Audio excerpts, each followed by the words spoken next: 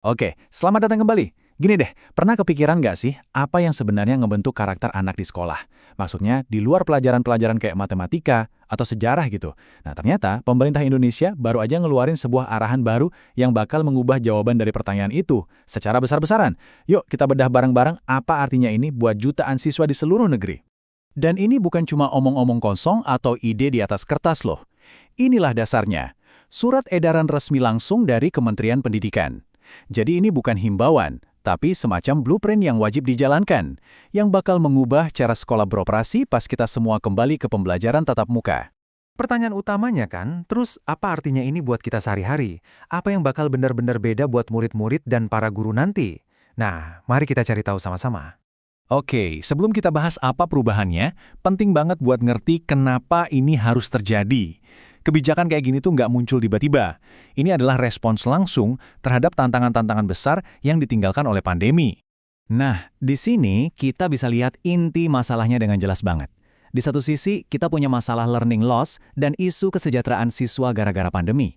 Di sisi lain, solusinya ternyata nggak cuma fokus ke akademis.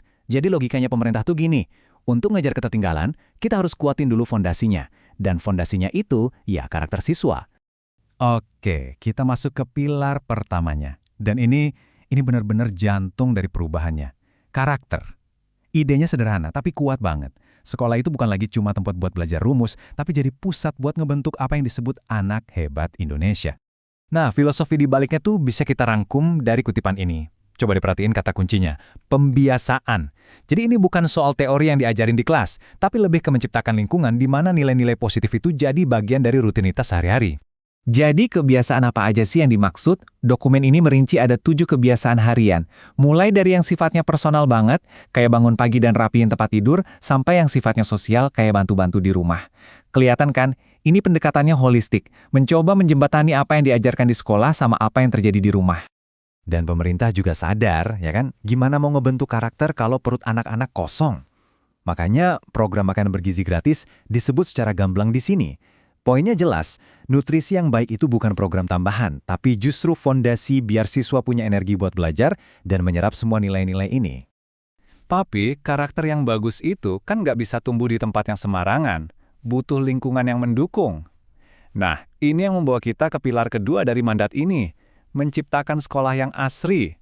Ini lebih dari sekedar bersih-bersih, ini tentang mendesain ulang seluruh lingkungan belajar. Jadi, apa itu ASRI? Ini akronim singkatan dari 4 pilar lingkungan belajar yang ideal, aman, sehat, resik, dan indah. Yuk kita kupas satu-satu apa artinya. Pertama, A untuk aman. Dan aman di sini tuh luas banget artinya ya, bukan cuma soal gerbang sekolah dikunci, tapi juga mencakup perlindungan dari perundungan atau bullying, keamanan psikologis, sampai keselamatan fisik di lingkungan sekolah. Intinya, siswa harus merasa aman biar bisa belajar dengan tenang. Selanjutnya, S untuk sehat. Ini juga bukan cuma sekedar punya ruang UKS. Ini soal ngebangun gaya hidup sehat yang aktif, mulai dari membiasakan cuci tangan sampai adanya aktivitas fisik yang teratur buat semua. Terus R untuk resik alias bersih. Nah ini penting. Kebersihan itu bukan lagi cuma tugasnya petugas kebersihan, tapi jadi budaya bersama seluruh warga sekolah. Jadi ini soal menanamkan rasa memiliki dan tanggung jawab sama lingkungan sekitar. Dan yang terakhir dari ASRI, I untuk indah. Kedengarannya mungkin sepele ya, tapi lingkungan yang tertata rapi, hijau, dan enak dipandang, itu diyakini bisa merangsang kreativitas dan bikin siswa jadi lebih betah dan semangat belajar di sekolah. Nah, biar pilar sehat dan resik tadi nggak cuma jadi slogan, surat edaran ini ngasih instruksi yang spesifik banget lewat budaya hidup bersih dan sehat. Coba kita lihat daftarnya, ini praktis banget dan bisa langsung diterapin. Mulai dari cuci tangan, jajanan sehat, sampai pengukuran rutin berat dan tinggi badan. Dan lagi-lagi, ini bukan cuma teori di atas kertas. Di sini kita bisa lihat tindakan nyatanya. Buat resik misalnya, sekolah wajib ngadain lagi piket kelas dan menerapkan prinsip 3R. Terus buat indah, fokusnya ke penataan taman dan ruang hijau. Ini arahan yang sangat jelas dan bisa langsung dikerjakan oleh sekolah. Dan kerennya lagi, mandat ini nggak berhenti di situ. Ini melangkah lebih jauh, masuk ke area yang relevan banget sekarang, keberlanjutan atau sustainability. Sekolah didorong buat hemat energi, hemat air, dan mempromosikan transportasi ramah lingkungan. Tujuannya bukan cuma bikin sekolah jadi lebih hijau, tapi juga menanamkan pola pikir sebagai warga dunia yang bertanggung jawab sejak dini. Oke, setelah kita lihat semua rencananya, jelas banget kan? Perubahan sebesar ini mustahil kalau cuma dibebankan ke sekolah aja. Mandat ini pada dasarnya adalah sebuah panggilan untuk bergerak bersama, melibatkan setiap elemen di ekosistem pendidikan. Dan ini menurut saya salah satu poin yang paling krusial. Perubahan ini nggak akan jalan kalau nggak ada kerjasama.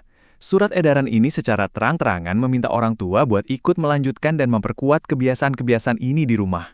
Tujuannya apa? Biar ada konsistensi antara apa yang anak pelajari di sekolah dan apa yang mereka alami di keluarga.